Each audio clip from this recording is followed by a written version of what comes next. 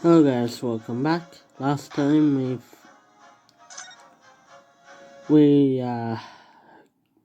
ended part 1 of the trial, and we learned that there was someone dining with Dr. Wilson. Excellent work, Winosuke. That was superb. My heart was in my mouth the entire time. It was almost unbelievable. I mean, looking at you in there. You were drenched in sweat, your eyes popping, your knees knocking, and you were grinding your teeth. It was a grim sight, but before I knew it, you started finding inconsistencies in the testimonies. I think you might have a natural talent for being a lawyer. Forget it, it's terrifying. If I get through this, I don't ever want to see the inside of the courtroom again. Ah ha ha ha ha. Anyway, looks like we've exposed your phantom lady at least. Miss Jazel Brett, a student from Great Britain, is she?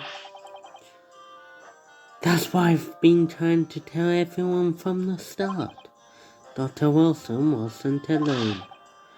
There was a young woman with him, like I've been saying all along. Yes, you have, haven't you? I might not be awfully confident in the courtroom, but my powers of observation are one thing I'm sure. Yes, I can see that, so... But this young gentlewoman, thanks to our detective friend, she was hastily escorted away from the scene, it seems. Did you see anything happen with that? No, I didn't see any of it. I was just on my way out of the restaurant myself. Then on the floor next to Dr. Wilson's table, I noticed there was a gun lying on the floor. Just after I bent down and picked it up,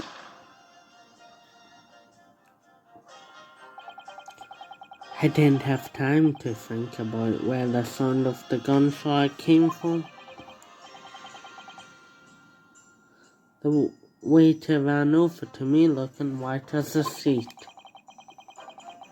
Then he bundled me into some sort of small pantry next to the kitchen. Fast thinking by the detective, he apprehended his suspect without a moment's delay. Yes, and because I was shut in the pantry, I have no idea what happened outside in the dining area. There you are. Well done, both of you.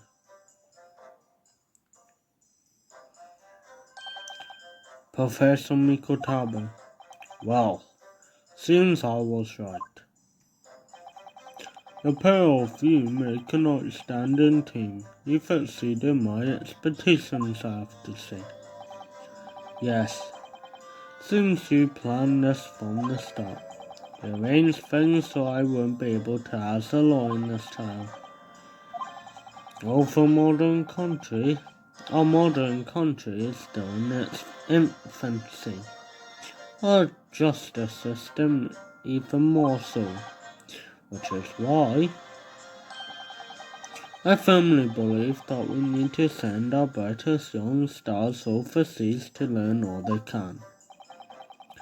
I wanted to avoid a situation that may have resulted in your study tour to Great Britain being cancelled. Well, makes no difference, lawyer or otherwise. If I'm the kind of man who can't help his best friend avert the worst crisis of his life, I shouldn't waste everyone's time by going to study overseas anyway. What are you saying, Kazuma? So that's your stance. I was afraid you'd feel that way. Kazuma, Although it looks like it comes down to you, young man. To me? Yes, you need to prove your innocence and uncover what really took place in the restaurant. I must say, I very much want to know the truth. After all, I have a special connection to this case. Come to think of it, you said the same thing earlier this morning, didn't you? If you don't mind me asking, Professor, did you know the victim? Yes, I did. As you probably were, Dr. John H. Wilson was a visiting professor at uni, and it was I who invited him. Oh, I see. I didn't know that before. Anyway, you're about to go into battle. The victim was a university professor from Great Britain, and a well-known one at that. Naturally, our government is looking to identify and punish the culprit as quickly as possible. But let's not forget who we're going up against.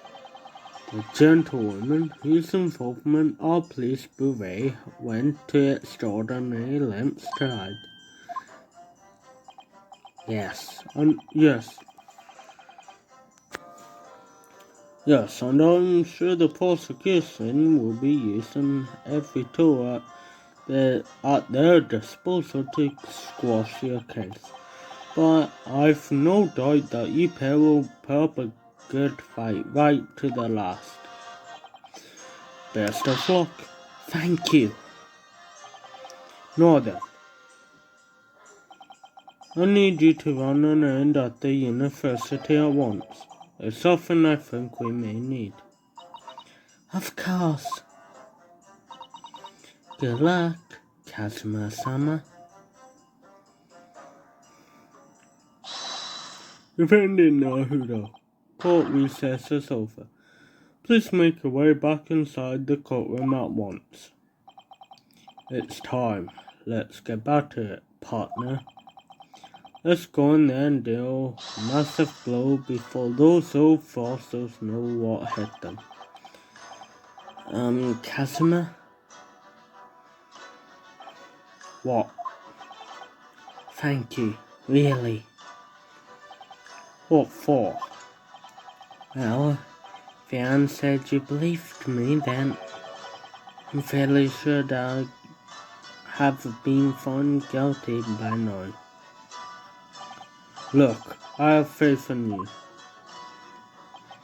As a lawyer and as a friend. Coming from me, that means a lot. If I'm found guilty in this trial, he's really going to give up on his dream of studying abroad. That's the kind of true friend he is. So this isn't just my battle anymore. Whoever we're up against, we absolutely cannot afford to lose. Alright then, I'll save the thank. Wait. Alright then, I'll save the thank yous for after the trial. You can treat me to one of those sukiyaki meals I like from Yumi Cafeteria on University.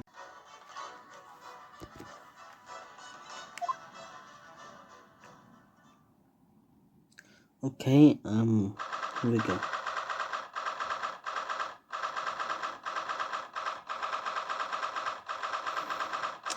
Column number 2.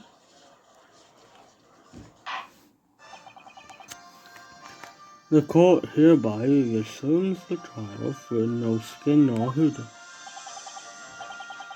Professor Archie, have you managed to subpoena the witness? Yes, Your Excellency, against all odds.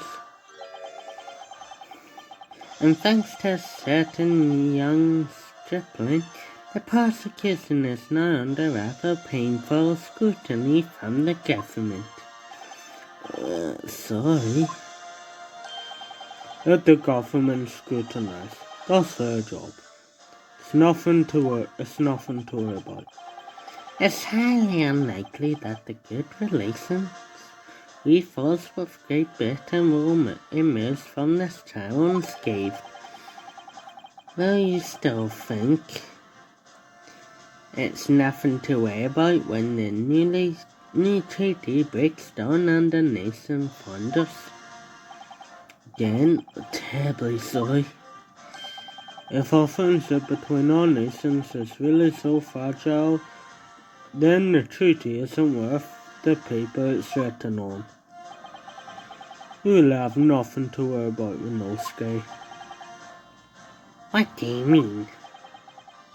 A secret trial, anxiety over some foreign government's opinions, a bungled investigation missing witnesses. Is this what our nation's justice system is? Is this the Supreme Court of Japan or of England? Shut up, he jumped up rookie ball.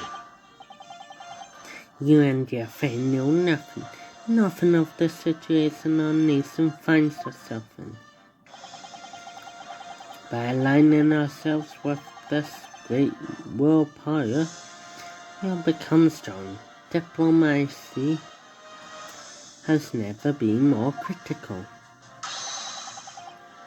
Steady political maneuvering is what will secure our futures. I won't deny that I'm no expert. I'm just a student. I'm one who could arguably study harder too.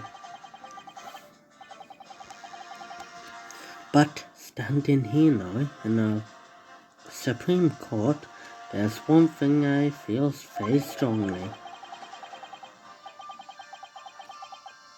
A country that fails to uphold the truth in its justice system is a country with no future at all.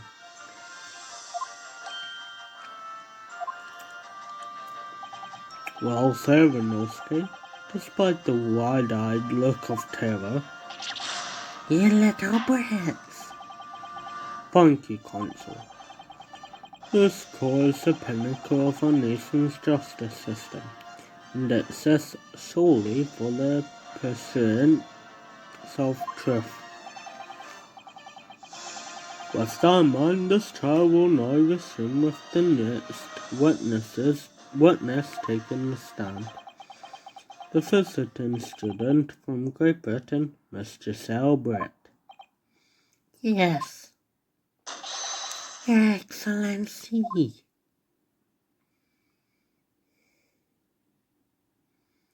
That's her and her swan hat.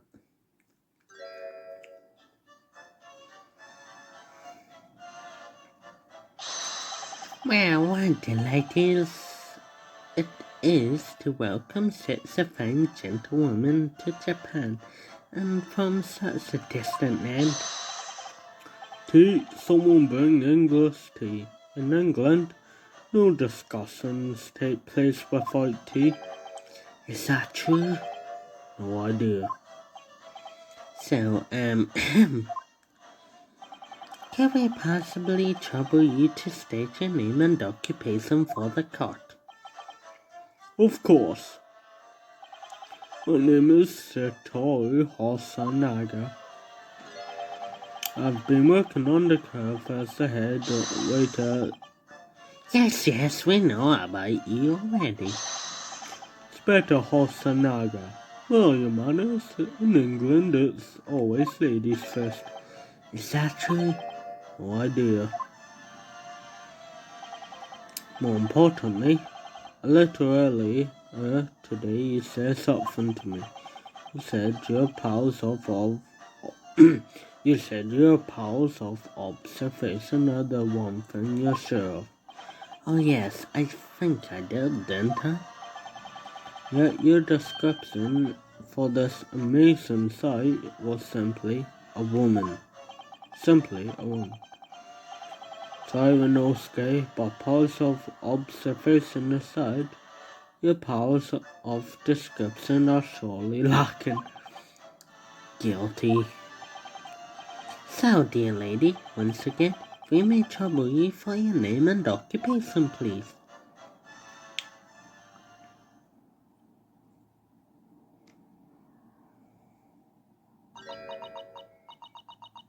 Yeah, I can't read that. And they made it unreadable, obviously, because you're not supposed to understand. I'm terribly sorry, dear lady, but what? What?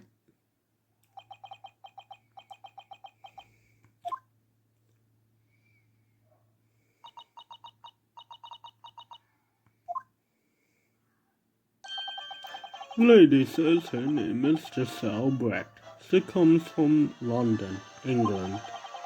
She's a visiting research student currently enrolled in Yumi University's medical facility. Oh May, why oh May, why we're treated to hear the duet tones of the delightful language of the British people. I'm afraid I don't understand the words you say, but it's as beautiful as a hummingbird song. As far as I can tell. The detective was translating her words faithfully enough. Yes, I agree. You'll obviously define an England. Casimir, English doesn't rattle you out, does it? Or you've clearly been paying attention in your English classes, Renosuke. The court thanks the beautiful lady for taking the stand. Now, we may trouble you to confirm something, Miss Brett. 3 days ago, at a restaurant called Le Carnival, a grand murder took place. The court's been led to believe that you were dining there with the victim, Dr. Wilson, at the time. Is that correct?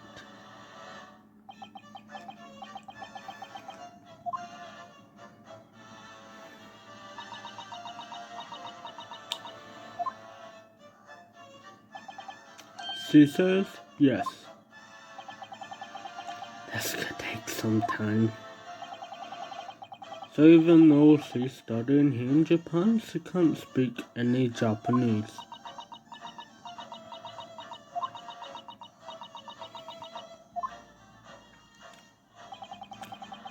She'd like to apologize for disappearing from the scene.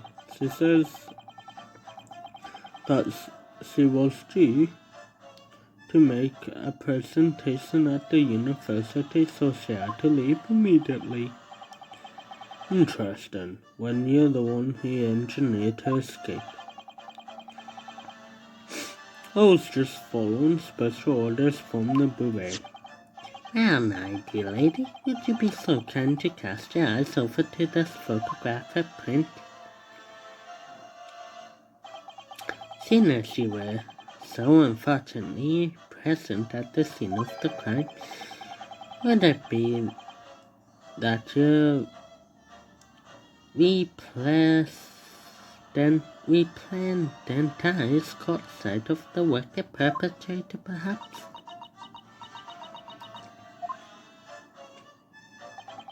Apparently it was a very frightening and sorrowful sight.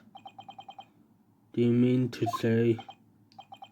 Yes, it will be the lady that witnessed the crime. The very moment when the accused, standing right there in this courtroom, shot the victim in cold blood.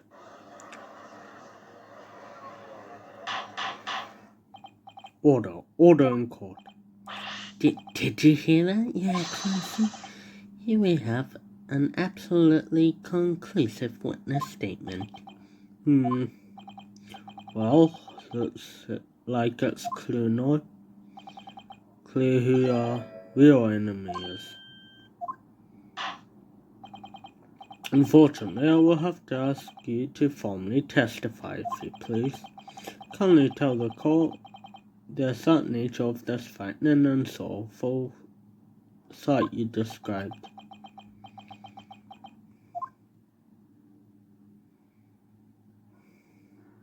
Elsie just nods her head.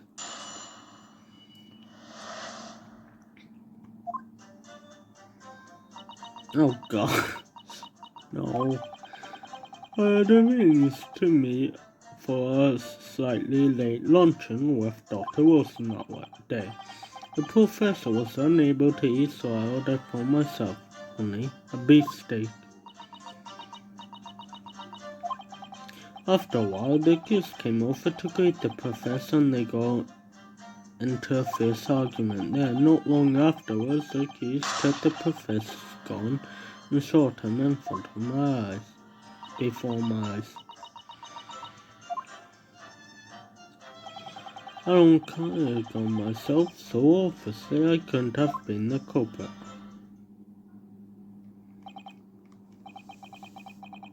Yes! No, I didn't have any kind of argument with the professor. Quiet, you filthy minx. Look at you, you black-hearted blackguard. And look at the Snow White Angel. I'm sure even a dark-minded scoundrel like you can imagine whose words the chorus don't believe. You're still making the same mistakes, Renosuke. You mustn't blurt out when you're guarded like that. That's a lesson you need to learn. But he's so annoying. Of course, I was at the scene myself. I took statements from this lady and the two witnesses who testified before, and reported back to the bureau. It was decided that Miss Barrett was known for solid ago. The testimonies of the last two witnesses were completely worthless, however. Well, even so, on the day in question, the lady was wearing the same white veil she is today.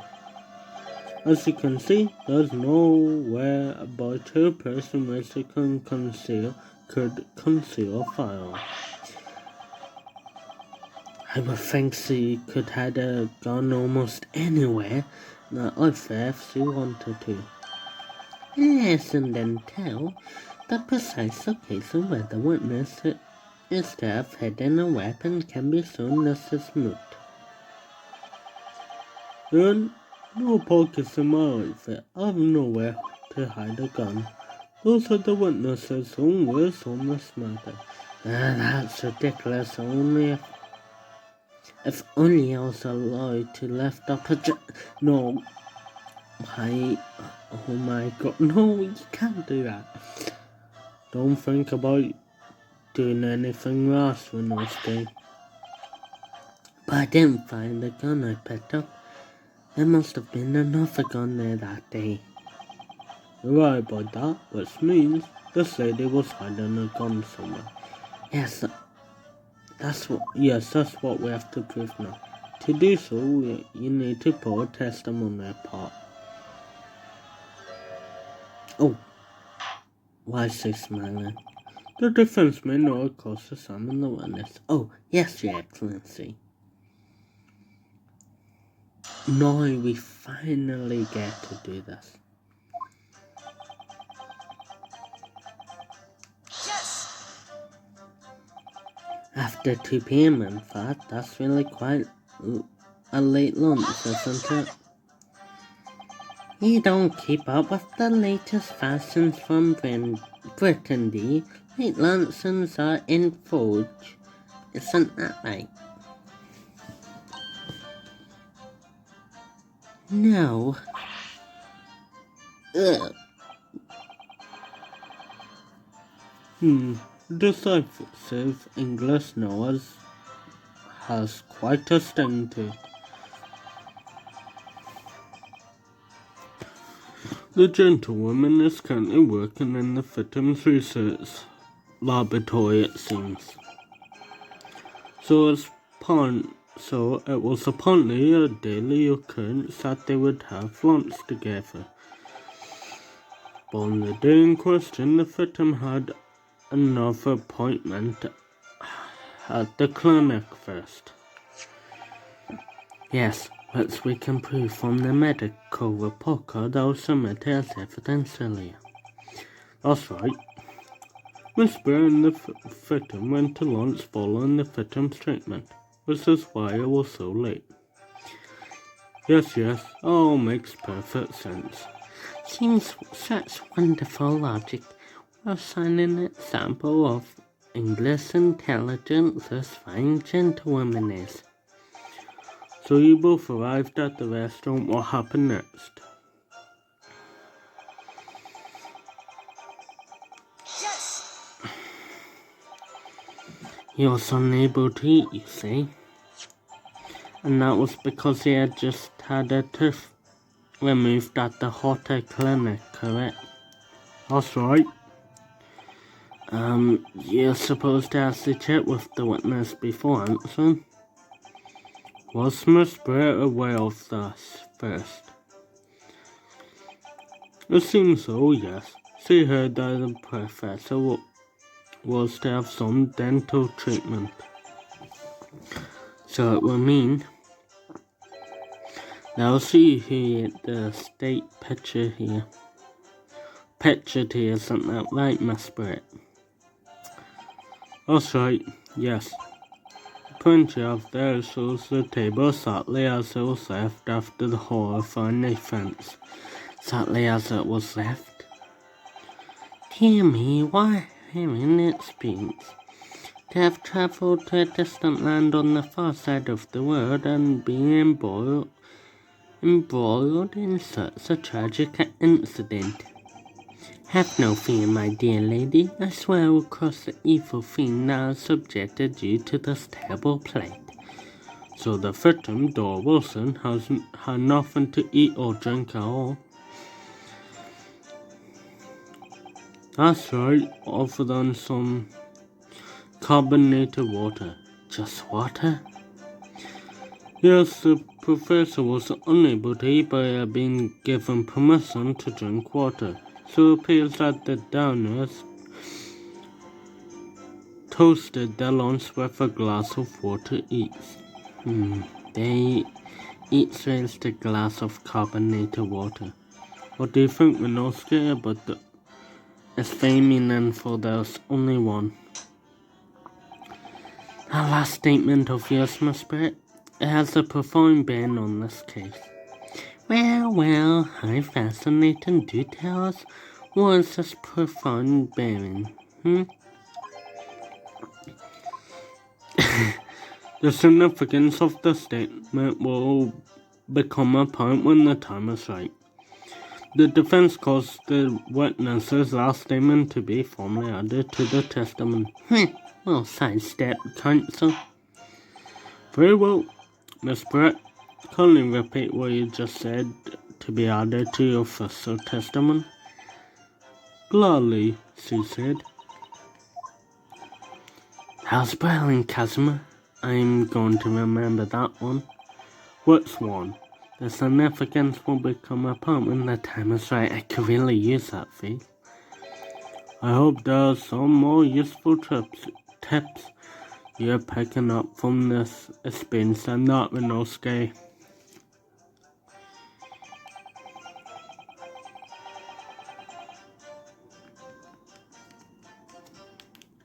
Oh.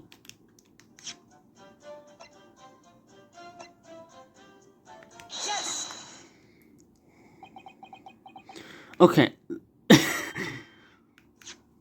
That's where we're going to end it for this episode. Hopefully we can make more progress next time. I'll see you guys then. Goodbye.